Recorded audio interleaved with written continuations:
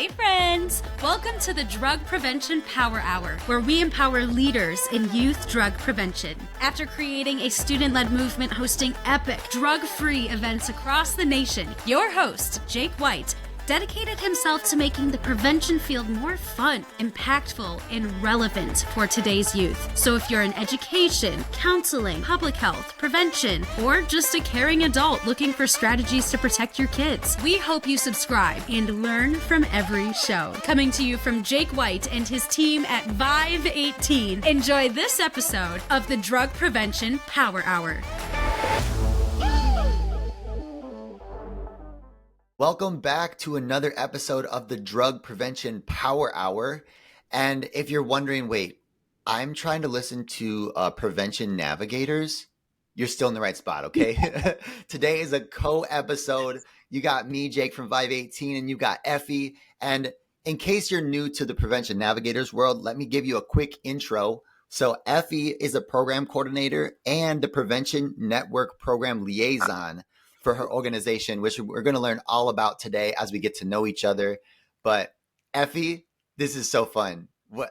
Tell us about Prevention Navigators. Tell us about you. This is so fun. This collab episode that we're doing together with Jake from Vive 18. I'm just so excited. So my name is Effie Alofoje-Carr, and yes, you are in the right spot. You are in the right spot for Prevention Navigators. This is a crossover. I don't know. I wouldn't call it a takeover. I call it a crossover episode where we are, two powers united doing really good and really cool things.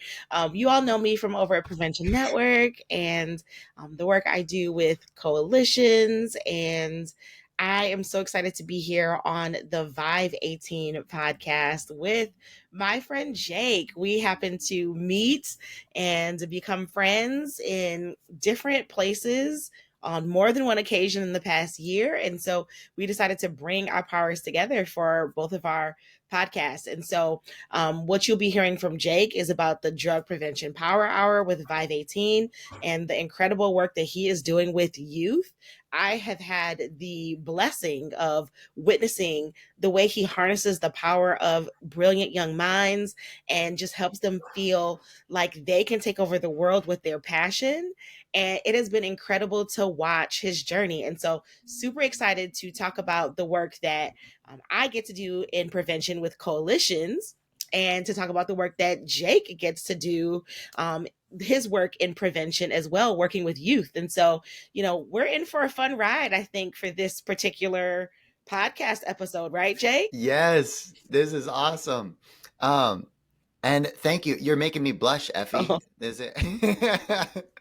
Saying all those nice things. Let's do this.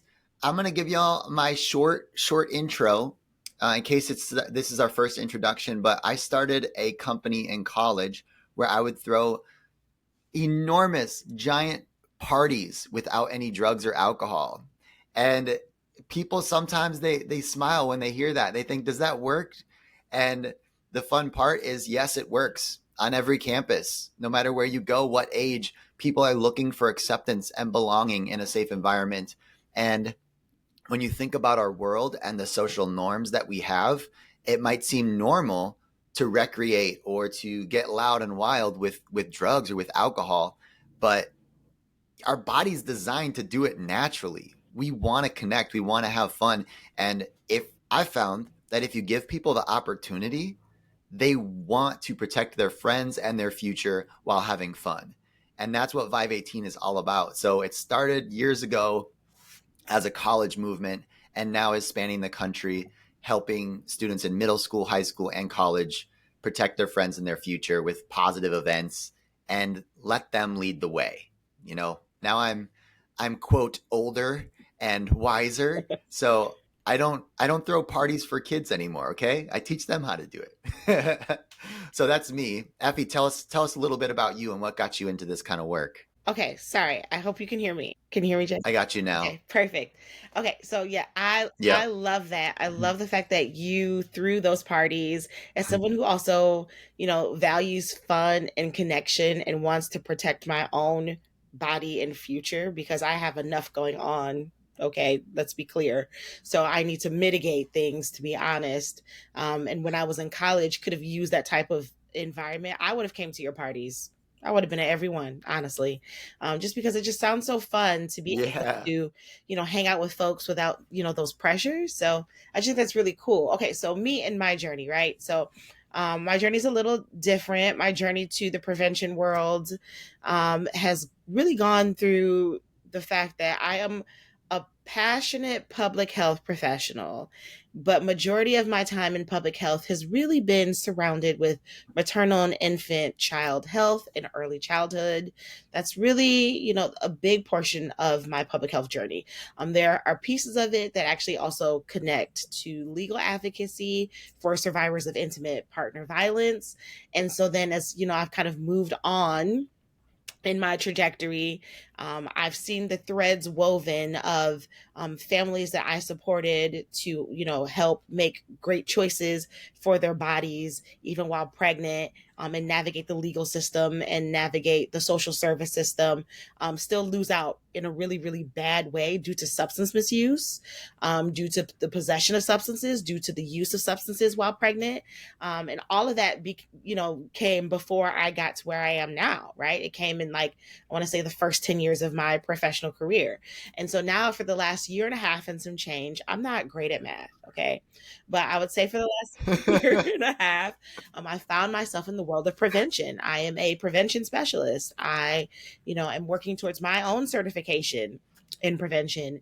And I have had the pleasure of discovering that all of the work that I want to do, both in the advocacy world, in the legal world, in the family services world, in maternal health and early childhood, all of it really points back to prevention in a lot of ways.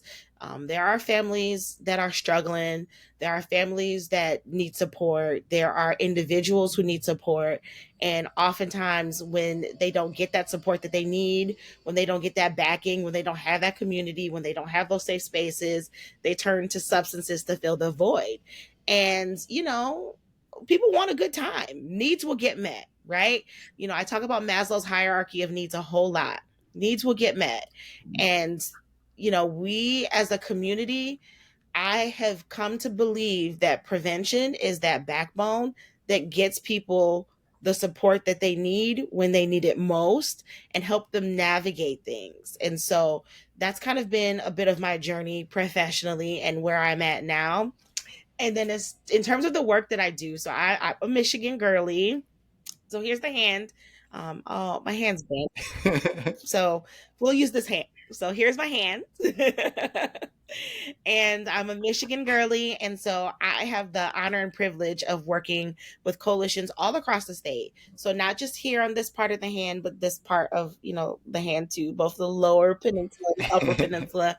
And so they are doing great work in prevention. They are working so hard to make sure that their communities have support in terms of, the different substances that we come across. And so our mission at Prevention Network is to see our state and community and, eventually impact, the entire country and the world, but, to see a community free from substance misuse. Right. And so we do that by working in a variety of different ways of Prevention Network. So we're working across the education system in terms of those who are in college. So, those parties that you were throwing, we've, got support there for that. We're working on the opioid crisis, right? So we've got that work going on. We're working on reducing underage drinking and, alcohol use for youth, because we know that, the longer you delay substance use, the more you can give your brain time to catch up so it doesn't fall into addiction patterns, right? So we're doing that. We're working with youth.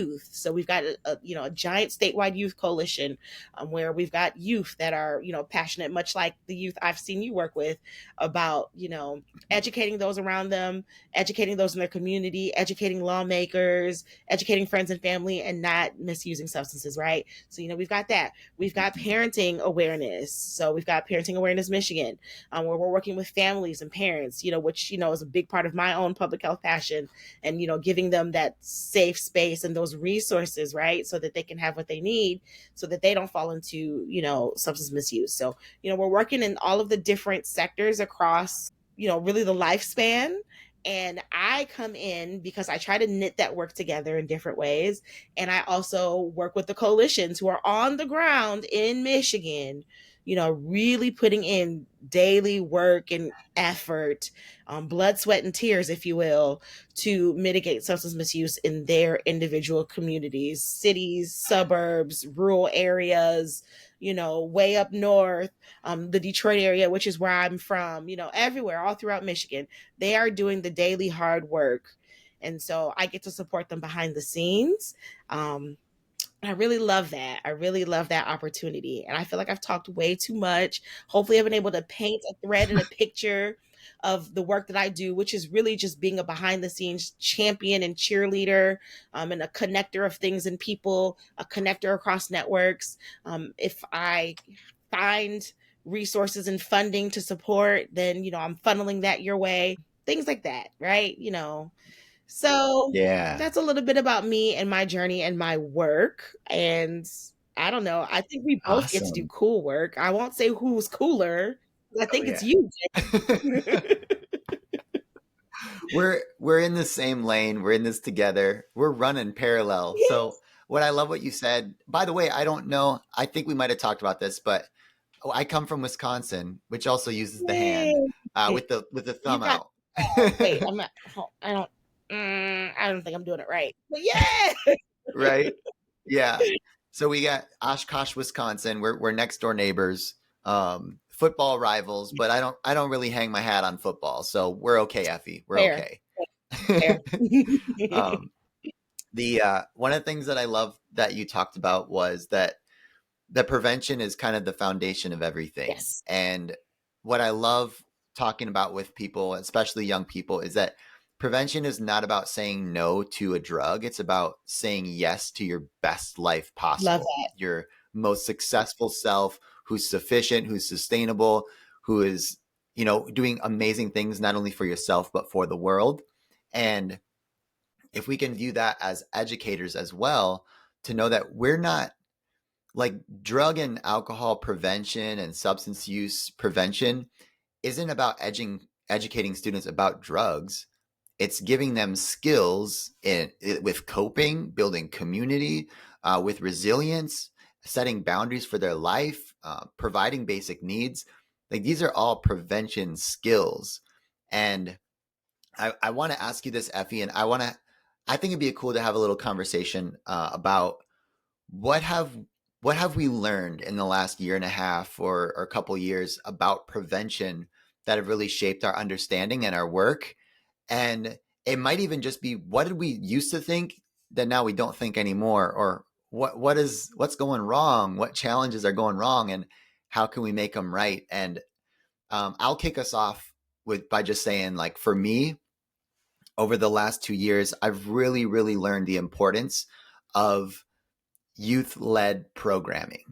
So when I was at CADCA and we were Oh, talking a my little bit, answer, Jake. Why? what? Okay, we'll go back and forth on this. This is perfect. Because Effie, I saw so many students from Detroit there at CADCA having an amazing time, coming over to the Vive 18 booth to play basketball and hang out with us and talk prevention. And I just, like, my heart was filled. Like, it was so filled because these student leaders are taking back information back to their communities and becoming positive role models. And I know even on my best day, I go to a presentation, I crush it. The crowd is amazing. They're fun. They're laughing. They're learning. Give a student that same stage. They perform at, quote, half the level, right? Like it wasn't as professional. It wasn't as polished. It wasn't as fun. They're going to make more impact doing a, quote, less professional presentation than I would do on my best one. And that's just the nature of peer influence. And so even though I was always all about youth engagement because I knew it worked, I didn't know how effective it was, and that all the evidence was pointing towards, hey, we have to invest in our youth. And that's the only sustainable way. Because if I do it, I'm going to leave, like we got to pour into these young people. So I don't know, piggyback, Effie, did I steal the whole thing or? Oh my gosh, no, no, no. I so love that you said that because I agree. So it has been a major, major learning for me. I had the opportunity to interview our previous Michigan Youth Coalition Network coordinator for a very recent podcast episode for Prevention Navigators. And that is actually a bit of what we talked about. The fact that we let youth lead the charge and we give them ownership and we trust in them and we let them lead us makes all of the difference, right? It makes all of the difference. And it makes all of the difference in so many ways. It affects sustainability, not just for them, but for us and the work that we're doing in our organizations. It absolutely makes zero sense if we don't have them at the table leading the charge, right? And so, shameless plug, if you're listening to the amazing 518 podcast and you have not listened to Prevention Navigators, of course I want you to go, listen to all of the episodes, but very particularly if you want to go listen to A Love Letter to Lauren, that's the interview with Shelby, who was our previous MyCan coordinator, and you can hear us talk a little bit about this dynamic, right? And so you didn't steal it all, Jake, but you stole That's most of good. it. 100%. You nailed it. You nailed it. That's so good. Well, what about Effie? What about parents and families? Because that's the world you came from and a passion of yours. How do parents and families fit into prevention and why it's so important? Oh my gosh. It so without the family, right, there goes the world. And I know that there's maybe some sort of a quote that probably encompasses what I'm trying to say, but really life can't go on without the family, to be honest, in some form, in some structure, and so we have watched substance misuse tear apart families. We've watched, relationships with parents crumble. We've watched marriages crumble. We have watched siblings and, we've watched really horrific things happen. Even in my own, career, one of the most jarring things in my career was watching, a mom and getting her 4 children taken into the system as a result of her husband's substance issues, right? And even the very baby that she was carrying, being with her, at the hospital and her delivering the baby and that baby getting taken out of her arms, right? And it's because of her husband's substance misuse issues, right? And so it's just a really scary thing to think about. And so it affects families at every single level. If you want to be your best self, and then you probably might want to be your best self even all the more for a child that you're raising. And if you're partnered, which is, a beautiful blessing, especially in this day and age, to find that person that's your person and you're partnered, to have substance misuse impact that is not great, right? It's not fun. I don't think that anybody would make that choice voluntarily. And so, we all know that folks need support. And so I think that it is super important that we are able to give them what we need before they even know that they need it. And so that goes back to the resources, the education. It goes back to the coping. It goes back to helping folks be aware of, even how some dynamics happened as they were growing up and giving them the tools to mitigate, things that they might fall into.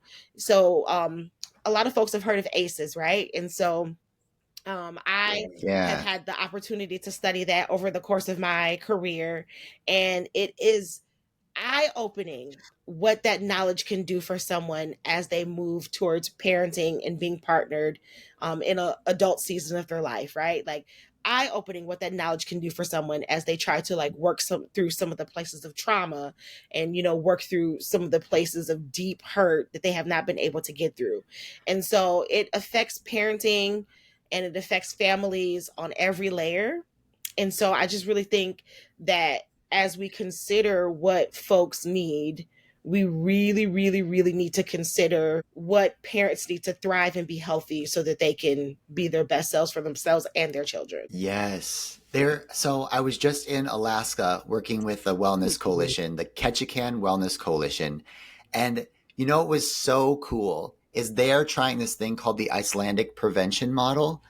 And for those of you who are listening and you've heard of it, basically in the 90s, they kind of revolutionized drug prevention. And they saw I don't even know the number, but they saw like beyond 10-20% reduction.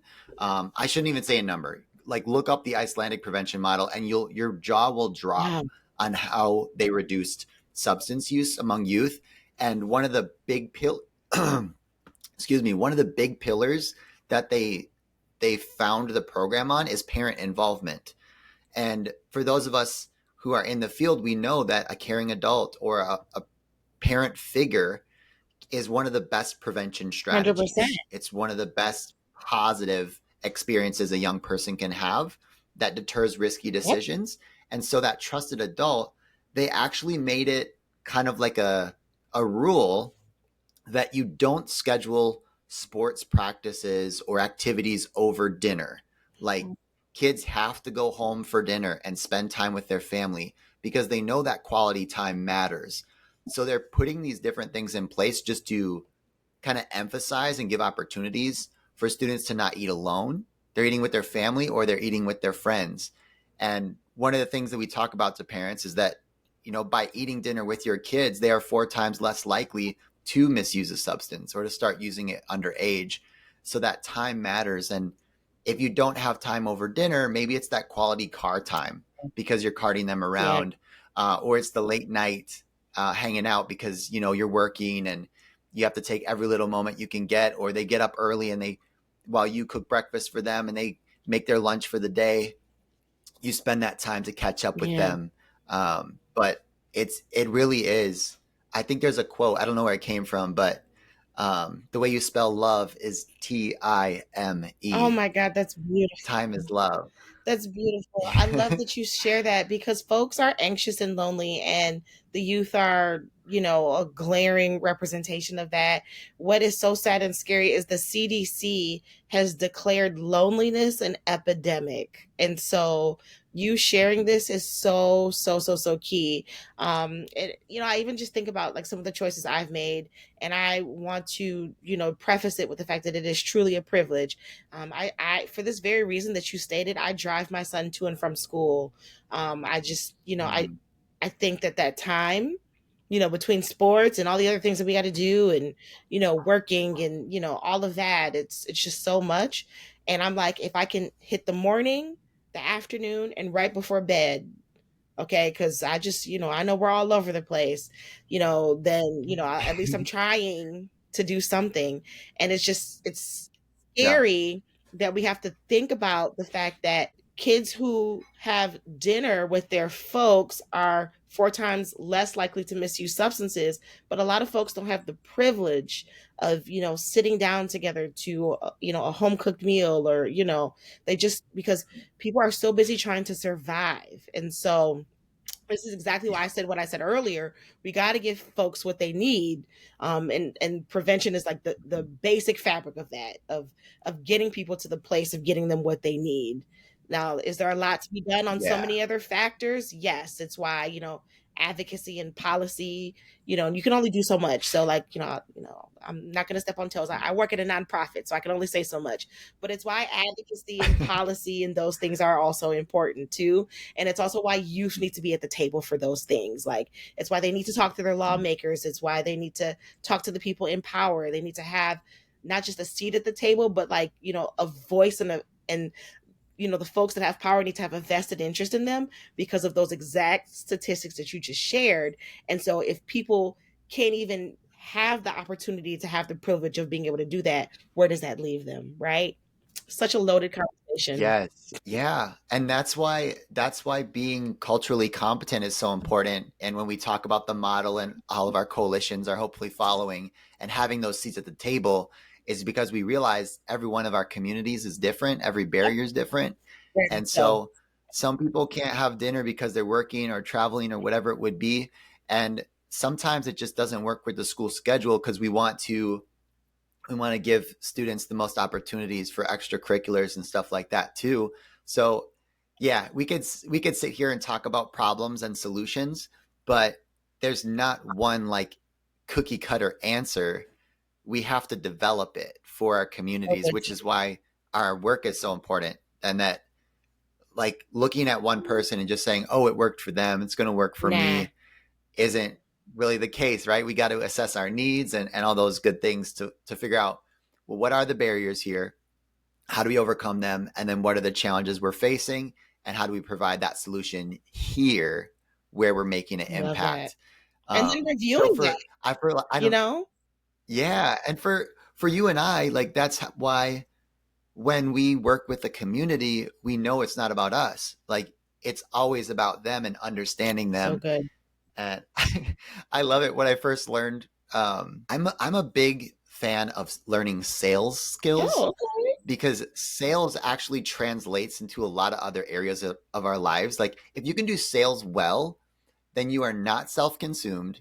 You are service-minded. Like you're trying to learn everything you can about your customer because maybe you need to disqualify them from buying your product. You might need to Yeah, say, "Hey, I'm not the one that's for good. you, Good. but I know somebody who is." Or, "You know what? We are a perfect fit because here are my unique expertise and how I can implant this solution so that it stays with you, Ooh, you that know, is and continues to provide good. value." That is so good. Yeah, yeah, I love sales training. I think it's taught me a lot about life and relationships and being a good steward of whatever gift that you have. Yeah, big fan of that.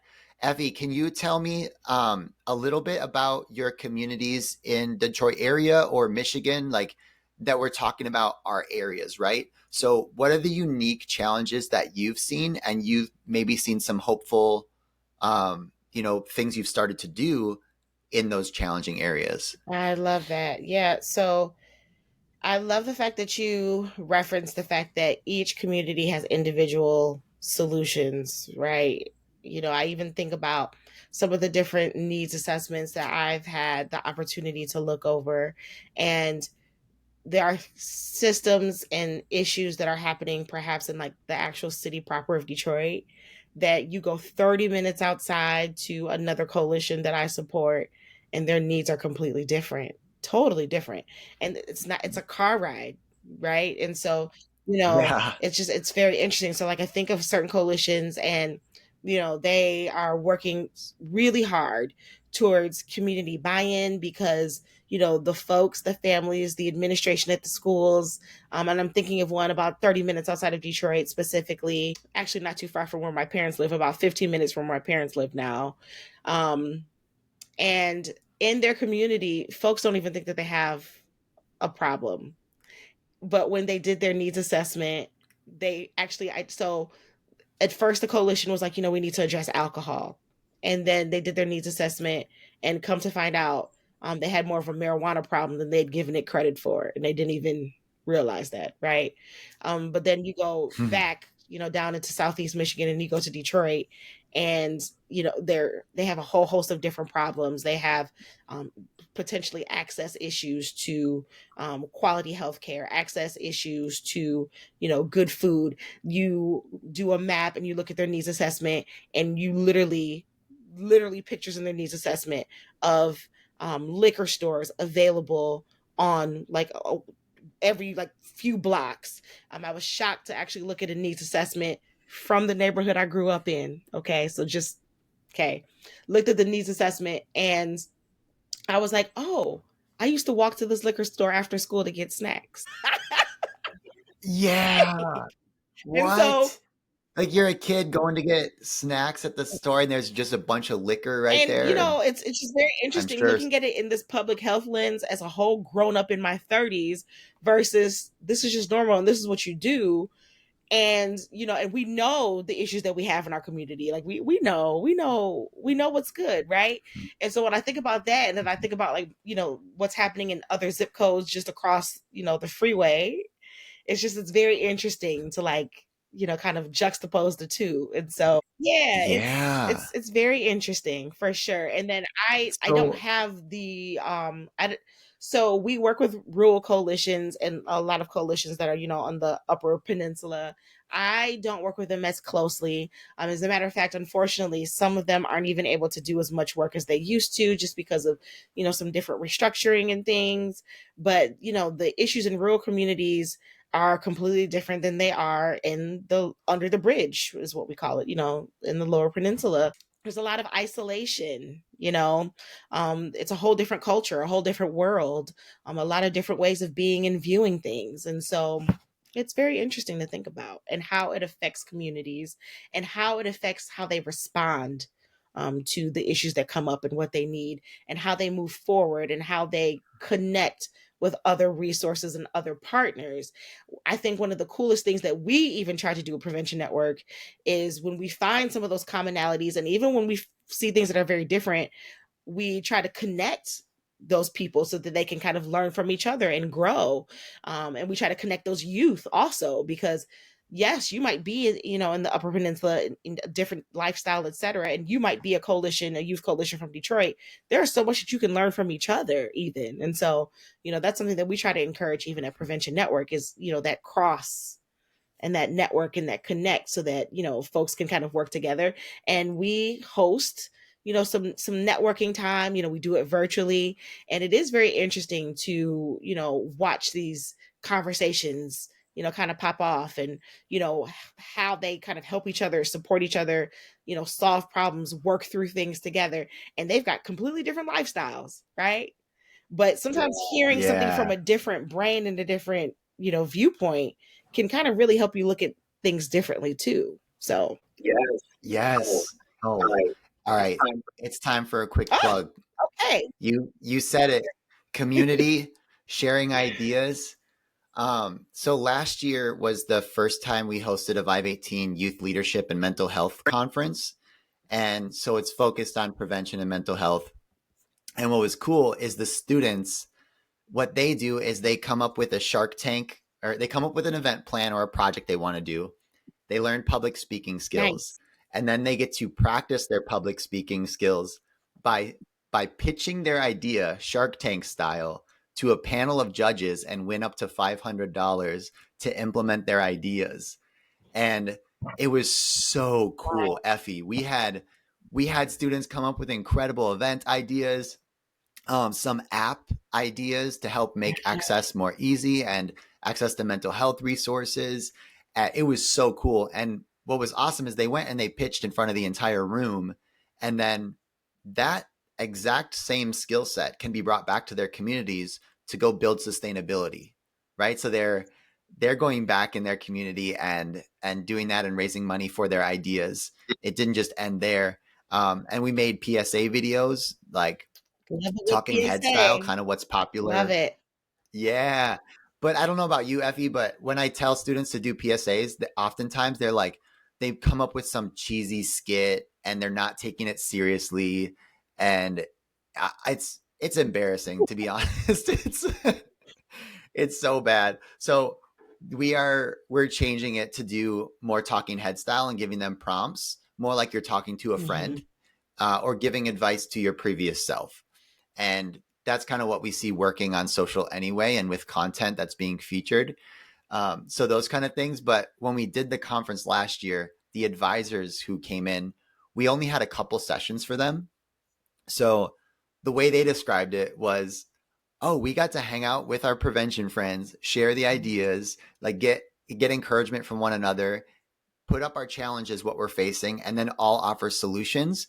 Because I think my pet peeve with some conferences is if it's over programmed, you don't get space and time to share with your Oh my peers and learn gosh. from each other, Please say it which again, oftentimes Jake. that's where the best ideas come from. Please say it again, Jake. I Exactly. don't know That's how to. I host, right. I host a coalition conference, myself and our team at Prevention Network. So I shouldn't say I, and all of our partners actually are pivotal in that conference. And another shameless plug for Prevention Navigators. If you want to hear about a little bit about what to expect at that conference, you can go back to our June episode. We had the conference in July, but we'll have it again in 2025, and it'll be similar.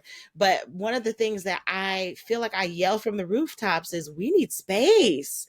We need space. We need space and connection. We need space and networking. We need space to process, right? You know, we go to these things and it's like a fire hose.